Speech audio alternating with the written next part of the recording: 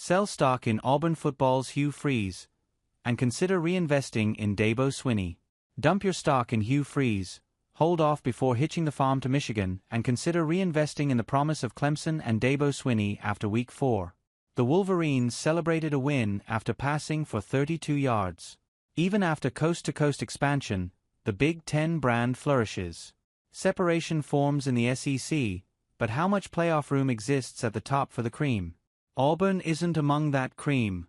Misery permeates the plains, with the prospect of a fourth consecutive losing season. In the ACC, ample room exists for Clemson to land a few more elbows in a conference where everyone still chases Miami. Let's consider some burning questions. Sort of. The Wolverines showed they can still push around physically inferior opponents. That doesn't mean a rematch against Texas would go much differently. Michigan would need a semblance of a passing game to become a national championship contender, but the Wolverines rediscovered their identity by pushing around Southern California in a 27-24 victory. And Khalil Mullings filled the void of bell cow tailback. Trouble is, Michigan faces a brutal schedule. The Wolverines will play number 21 Illinois, number 7 Oregon and number 3 Ohio State, plus tricky road games against unranked Washington and Indiana. To retain playoff hopes, Michigan, 3-1, can't lose more than once while navigating that minefield. It sure would help to be able to complete a forward pass. He figured out how to torch bad teams, anyway. Look, we haven't seen Clemson face another quality opponent since Georgia turned the screws on the Tigers in the season opener. Appalachian State is bad, and North Carolina State has struggled all year, so while Clemson's offensive outburst against those teams restored some confidence, let's reserve further judgment until Clemson plays at Florida State on October 5th.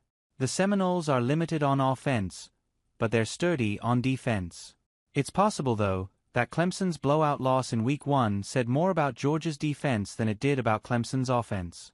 The FSU game will test that theory. Yes.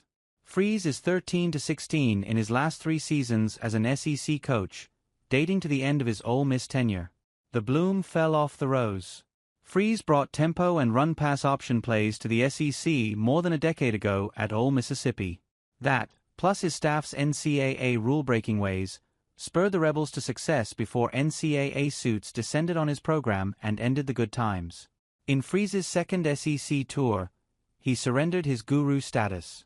He can't develop a quarterback at Auburn, and the chickens are home roosting after Freeze turned up his nose at the portal and decided not to invest in a transfer quarterback before this season.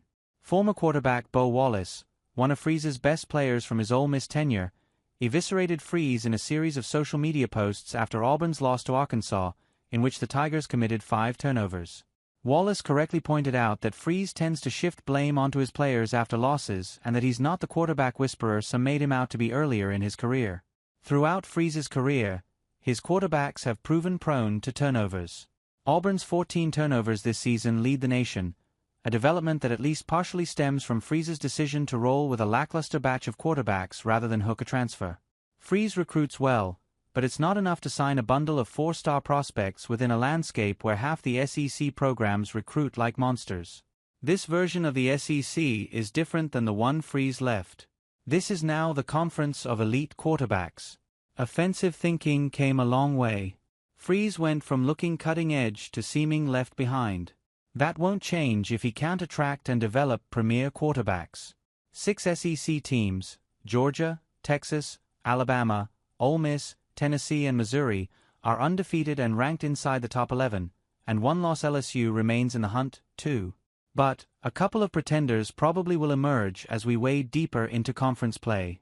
Anyway, even if the SEC finishes with 6 teams at 10-2 or better, that doesn't mean the selection committee must find spots for all of them.